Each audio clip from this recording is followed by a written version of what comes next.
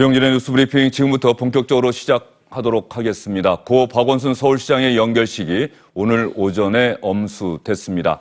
코로나19 사태 때문에 온라인 연결식으로 진행됐고요. 많은 분들이 모여서 또 온라인 생중계를 지켜보면서 고인의 마지막 가는 길을 배웅했습니다. 조금 전에 고 박원순 서울시장을 고소한 고소인 측의 기자회견이 있었습니다. 서울시가 제고해달라고 간곡하게 호소했지만 한국성폭력상담소 등과 함께 기자회견은 예정대로 열렸습니다. 주요 내용을 먼저 여러분께 간략하게 소개를 해드리도록 하겠습니다. 박원순 서울시장을 고소한 고소인 측은 위력에 의한 성추행이 4년 동안 지속됐습니다. 이렇게 주장을 했고요.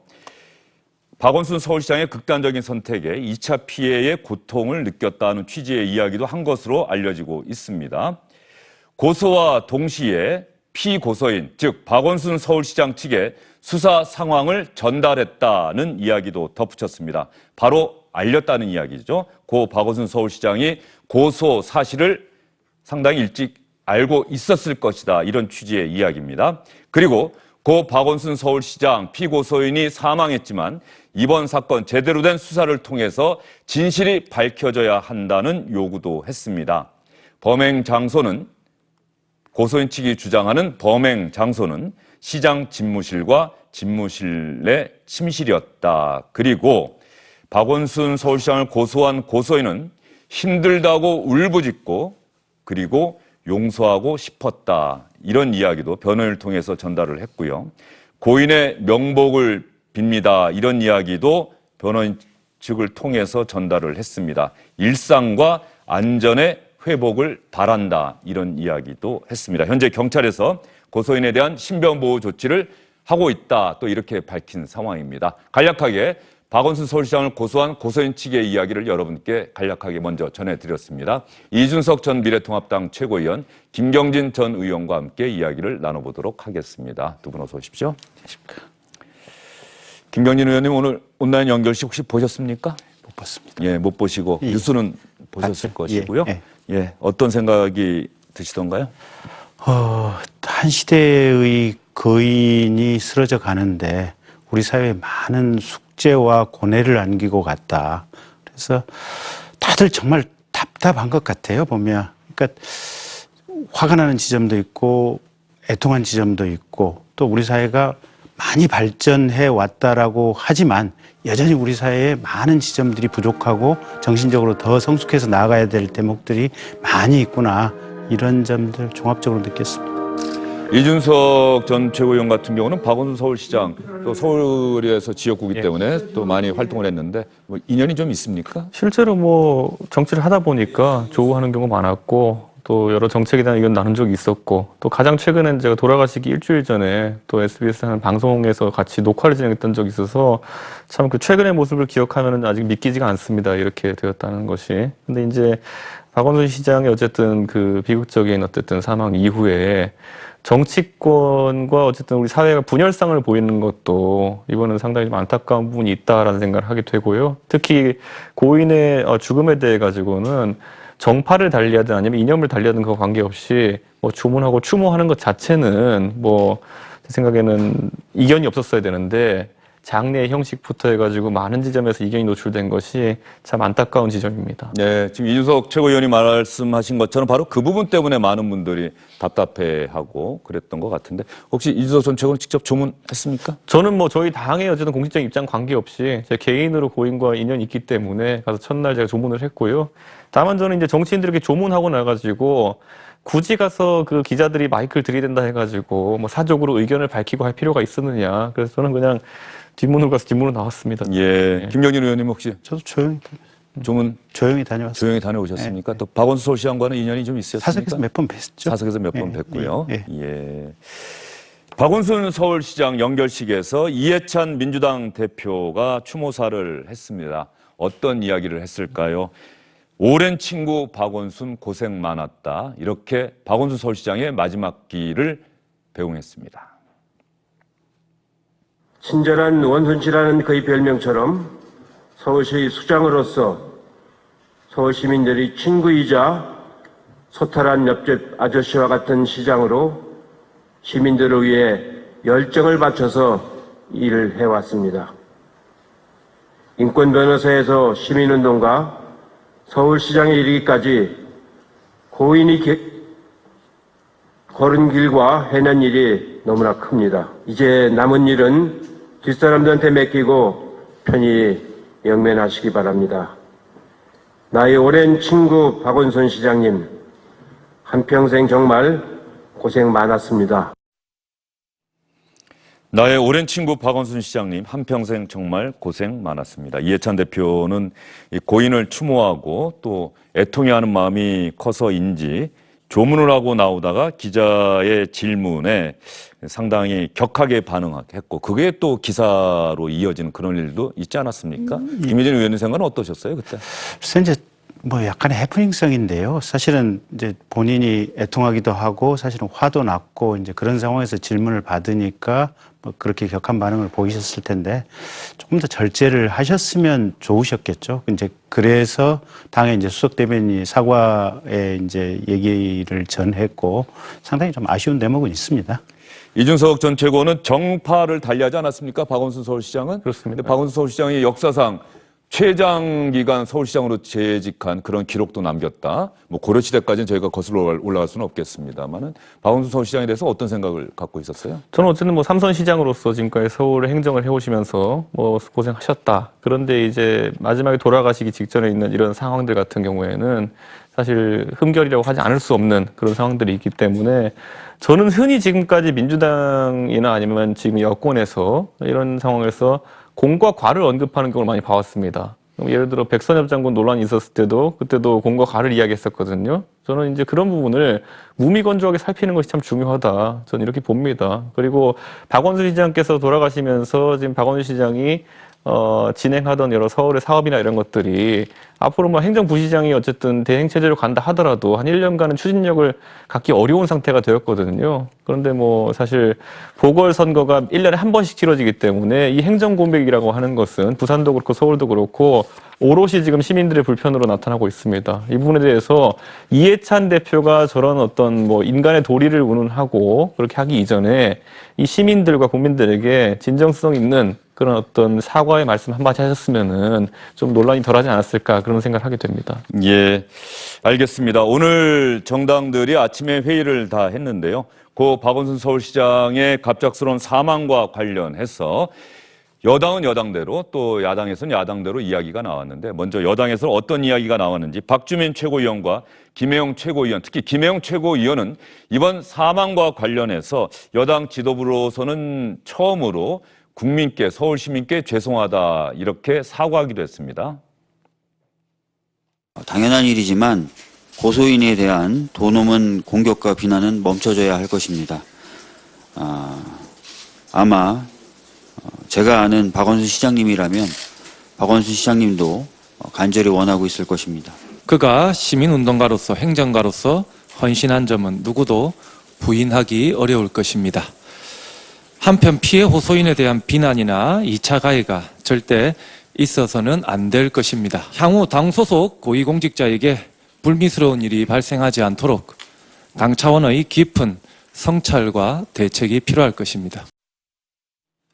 김혜영 최고위원이 사과드립니다. 요 발언은 빠져 있는데요. 민주당 지도부로서는 처음으로 또 이번 사망과 관련해서 서울 시민께, 국민께 죄송하다. 서울시정에 행정 공백이 생겼다. 이런 이야기를 하면서 사과를 했다는 점 여러분께 말씀을 드리겠습니다. 김혜영 최고위원이 그런 이야기를 했다. 그러면 야당의 입장은요. 이 통합당 이야기는 주말과 휴일 동안 여러분 계속 전해 들으셨을 테니까 안철수 국민의당 대표 이야기를 여러분께 들려드리겠습니다. 고 박원순 서울시장과는 남다른 인연이 있지요. 그럼에도 불구하고 이번에 조문하지 않겠다 이렇게 밝히지 않았습니까? 안철수 국민의당 대표는 어떤 이야기 했는지 한번 들어볼까요?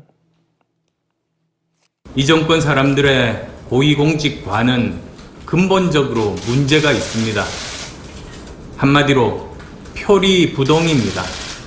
겉과 속이 다릅니다. 부동산 투기에서 막말과 성추행에 이르기까지 그들의 인식과 행태는 너무나 이중적이고 특권적이며 도덕적, 윤리적으로 타락한 사회를 향해 가고 있습니다. 한 개인의 죽음은 정말 안타깝지만 그 그가 우리에게 남긴 숙제는 결코 작지 않습니다. 무엇보다도 대통령을 비롯해 이 정권 하에서 권력의 핵심부나 언저리에서 행세 깨나 한다는 사람들의 깊은 성찰이 필요합니다.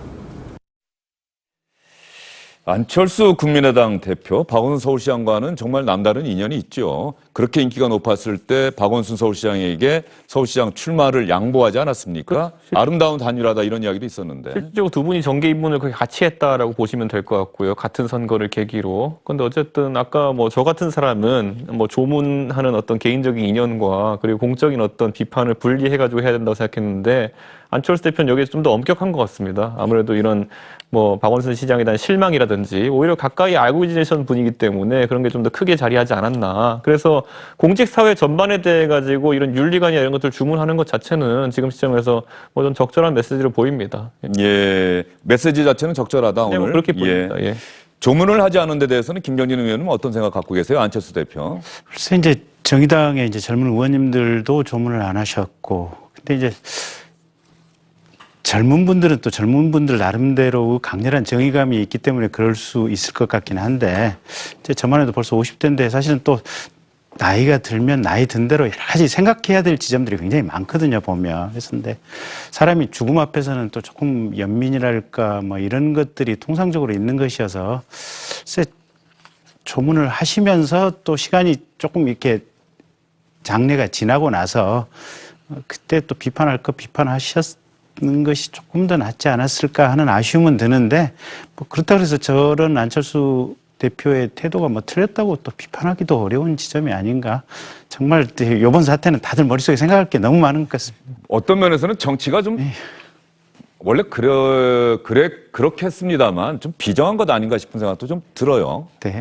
예, 인연이 있고 아는 분이고 죽음이면 살아가서 그 죽음에 대해서는 애통해하고 애도의 뜻을 나타내는 것은 당연한 건데, 우리 정치에서는 그것조차도 진영 논리나 지지하는 사람들의 생각과 주파수를 맞춰 나갈 수밖에 없는 것, 이거는 조금 문제가 있는 것 아닌가 싶은 생각, 그런 문제의식을 좀 제기하는 분들이 많아서. 저는 뭐 애경사나 이런 것들은 챙기는 데 있어서 서로 진영을 넘는 데로 챙긴다 해가지고 그것을 비판할 유권자도 없고요. 저는 오히려 이런 부분에 소홀함이 있었을 때 정치적으로 큰 오해들이 양산될 수 있습니다. 저도 개인적으로 저랑 같이 2012년 대통령 선거에서 열심히 했던 분이 가족상을 당했는데 네. 그분이 정권에서 다소 좀 비판적인 이야기를 했다고 해가지고 오히려 같이 일했던 사람들이 조문을 아무도 안 와가지고 그분이 큰 상처를 마음에 입었던 걸 옆에서 본 적이 있거든요. 근데 그런 것처럼 사실 분리를 해놓고 생각할 수 있는 사안인데도 불구하고 모든 걸 진영 논리로 몰고 가고 또 같은 팀 내에서도 쓴소리 한번 했다고 그렇게 얘기한다는 거는 너무 박절한 것이 아닌가 그런 생각에서 아까 김경진 의원님 말씀한 것처럼 뭐 여기에 대해서 개인의 판단들이 잘못됐다 잘됐다 이런 것보다는 뭐 그렇게 챙기는 모습이 보여지는 것이 정치권이 좀 더 아름답지 않을까 그런 생각을 하게 됩니다. 예, 박원순 서울시장 본인이 남긴 유서를 통해서 화장을 해서 부모님 산소에 뿌려달라 이렇게 이야기를 하지 않았습니까? 연결식 장면을 좀 다시 한번 보여주시죠. 그 박원순 서울시장의 온라인 연결식 보신 분들도 있겠습니다만 못 보신 분들이 훨씬 많으실 거고요.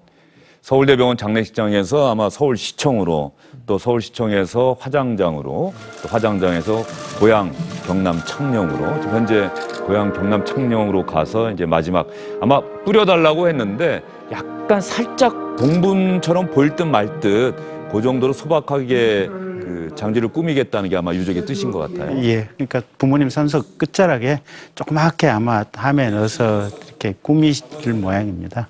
예. 현직 서울시장이 갑작스럽게 세상을 떠났고 그 떠나게 된 과정이나 이런 부분에 대해서 많은 분들이 정말 큰 충격을 받았을 텐데 10년 동안 서울시청을 책임졌던 박원순 서울시장의 연결식이 오늘 오전에 엄수됐습니다. 현재 화면에 나가고 있고요. 코로나19 사태 때문에 온라인 연결식으로 진행이 됐습니다. 연결식이 진행되는 공간에는 아마 100명 조금 넘는 분들이 참석을 했다고 하고요. 많은 분들이 참석하지 못했고 박원순 서울시장을 지지하는 분들은 온라인 중계를 통해서 연결식을 함께 했고 연결식장 주변에서는 통곡하는 지지자들의 모습도 보였다고 합니다. 지금 박원순 서울시장의 연결식 장면, 흰 국가꽃이 박원순 서울시장의 영정 앞에 놓여 있고요. 고인의 죽음을 추모하는 연결식에 참석한 분들이 국화꽃 한 송이를 바치면서 고인의 마지막 가는 길을 배웅하는 모습 지금 여러분께서 보고 계십니다. 네, 이번에 그렇다고 한다면 여당에서는 박주민 최고위원과 김혜영 최고위원이 얘기했습니다마는 이 고소한 사람에 대한 보호, 그다음에 진상규명, 이 부분에 대해서는 상대적으로 여당이 좀 소홀했고, 여당은 애통해하고 추모하는 부분에 집중을 했고, 또 통합당에서는 오히려 이 고소한 그 진상규명에 집중을 하면서 또 고인에 대한 추모, 이런 부분이 좀 부족했던 것 아닌가 싶은 생각이 드는데, 두 분도 뭐 크게 생각이 다르지 않으실 것 같아요. 저는 그렇기 때문에 저희 당 지도부긴 하지만은 지도부가 좀 더 전격적으로 조문을 이제 지도부가 물꼬를 트면은 사실 지도부 이하의 모든 인사들의 행동이 자유로워지거든요. 근데 사실 지도부가 먼저 행동을 하지 않기 때문에 다른 모든 뭐 박원순 시장과 사적인 인연이 있던 인사들이나 이런 분들이 참여하지 못하면서 당대당으로 갈리는 모습이 나와버렸거든요. 저는 이거는 다소 좀 김종인 비대위원장께서 평소와 다르게 판단이 좀 늦으셨다, 좀 이런 생각을 하게 됩니다. 그러면 김종인 비대위원장 얘기 한번 들어보도록 할까요? 결국 미래통합당 지도부는 조문을 안 한 거죠. 그렇죠. 예. 김종인 비대위원장의 이야기를 한번 여러분도 같이 들어봐 주시죠. 그건 뭐 박원순 시장의 저렇게 갑작스러운 죽음에 대해서는 인간으로서 매우 안타깝게 생각하는 바예요. 그 밖의 사항은 여러분들이 건전한 상식으로 판단하시면 될 거라고 생각합니다. 김병준 의원 생각은 어떠세요? 그래서 이제 처음에는 조문을 아마 제가 듣기로 가시기로 예정을 하고 아마 시간도 이렇게 준비를 했었던 것 같아요. 근데 갑자기 온라인상에서 서울 특별시장으로 하는 것을 반대합니다. 이래서는 안 됩니다라고 하는 열기가 뜨거워지면서 그 뜨거운 열기가 특히 아마 미래통합당 지지자들 안에서 조금 더 강하지 않았을까. 이제 그러다 보니까 이런저런 많은 생각 끝에 아마 그렇게 결정을 하신 것 같은데, 제가 보기에는 그냥 심상정 대표 정도의 어떤 모습이 가장 적정한 모습이 아니었나 생각은 드는데, 그렇다고 해서 김종인 비대위원장의 저 모습이 또 틀렸다고 할 수는 없고 그런 것 아닌가 싶습니다. 답답합니다. 예, 답답. 김현정 의원님 말씀 들어봐도 참 답답하고요. 조금 전에 여러분께 말씀을 드렸습니다만 두 분과의 말씀은 여기까지 듣도록 하겠습니다. 오늘 참 시간이 좀 짧아서 아쉽긴 합니다만 앞으로 더 긴 시간 동안 이야기할 수 있을 거라고 생각하고요. 오늘 말씀 잘 들었습니다. 조금 전에 박원순 서울시장을 고소한 고소인 측이 기자회견을 했다 여러분께 말씀드리고 간략한 기자회견 내용을 여러분께 소개해 드렸는데요. 고소인이 김혜정 한국성폭력상담소 부소장을 통해서 밝힌 이 고소인의 글을 여러분과 함께 직접 들어보도록 하겠습니다. 손바닥으로 하늘을 가릴 수 있다고 생각했습니다. 미련했습니다. 침묵의 시간 홀로 많이 힘들고 아픕니다. 한 저 스스로를 지키기 위해 공정하고 평등한 법의 보호를 받고 싶었습니다. 안전한 법정에서 그분을 향해 이러지 말라고 지르고 싶었습니다. 용서하고 싶었습니다. 법치국가 대한민국에서 법의 심판을 받고 인간적인 사회를 받고 싶었습니다. 저는 앞으로 어떻게 살아야 할까요? 하지만 저는 사람입니다. 저는 살아있는 사람입니다. 저와 제 가족의 보통의 일상과 안전을 온전히 회복할 수 있기를 바랍니다.